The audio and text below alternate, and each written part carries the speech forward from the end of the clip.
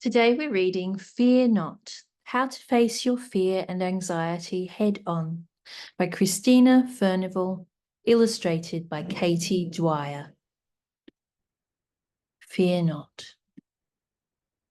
Dedication to my fabulous, fun and impossibly posh in-laws, Angela and David. This book is for you. You make me feel like such a cherished member of the family, helping to minimize any fears and anxieties I could have. If you're reading this book, then you might be like me, with some fears and some worries that won't let you be. We are in this together. I want you to know, all kids, grown-ups too, have these thoughts come and go. Yes, grown-ups have fears. Can't believe it? It's true. Worries bother us all, not just me, not just you. I'll tell you the story of beating my fears. So listen up now, because I need you all ears. There were times in my life when I had a big fear. It was constantly with me. It always felt near. It would make my heart race, put my tummy in knots. It would make my head hurt. I was lost in my thoughts. My fear planted beliefs that were rooted in doubt. Oh, what if? Oh, what if? All my thoughts seemed to shout. At times it was helpful. Fear pointed out risks. But most of the time, it just made me feel sick. What didn't work? So what did I do when fear entered my head? I'll tell you what didn't work. Then I'll tell you what did. I kept it a secret, which felt like protection. But I was alone, without help or connection. I hoped that if I could pretend it was gone, that it simply would leave me alone and move on. So I tried to ignore it, to push it away. But this didn't work, and it felt here to stay. It took over my focus, and that didn't fix it. It was all I could think of. I just couldn't nix it. Then one windy day, when I noticed the breeze, I started to feel that my mind was at ease. All my senses woke up as the air passed me by. I was touching and feeling the swirls of the sky. Then my smell, taste, and sight were also turned on, and most of all sound, with a lovely bird song.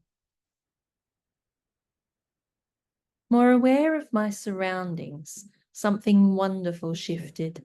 As I focused on senses, my fear, it just lifted. As my worries kept fading, I was learning with pride there were things I could do to make fear want to hide. What did work? I will share with you now my step-by-step plan so that you too can do it. I know that you can. Step 1. First notice, accept, and acknowledge the fear. Now describe it out loud in a voice strong and clear. Because by voicing our thoughts, we strip fear of its power. We strengthen ourselves, and then fear starts to cower. Step 2. And now let's remember, the feeling will pass.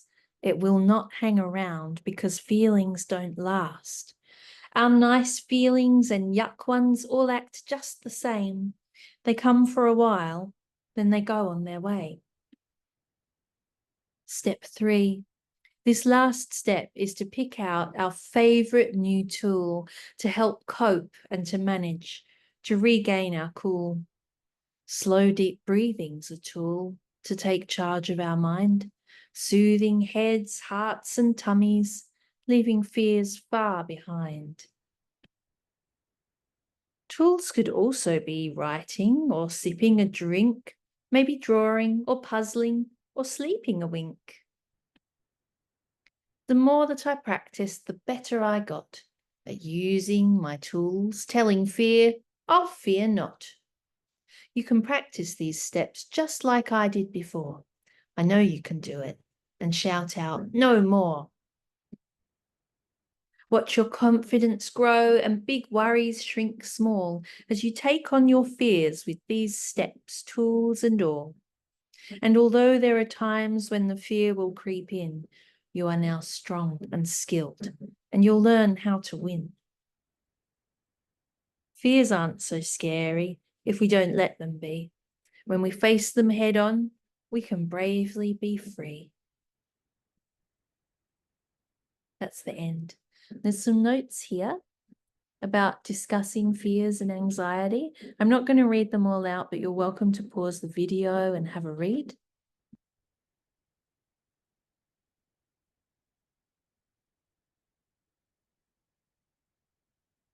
And that's the end of our story. Thank you for listening. I really hope you enjoyed that as much as I did. And please don't forget to like and subscribe.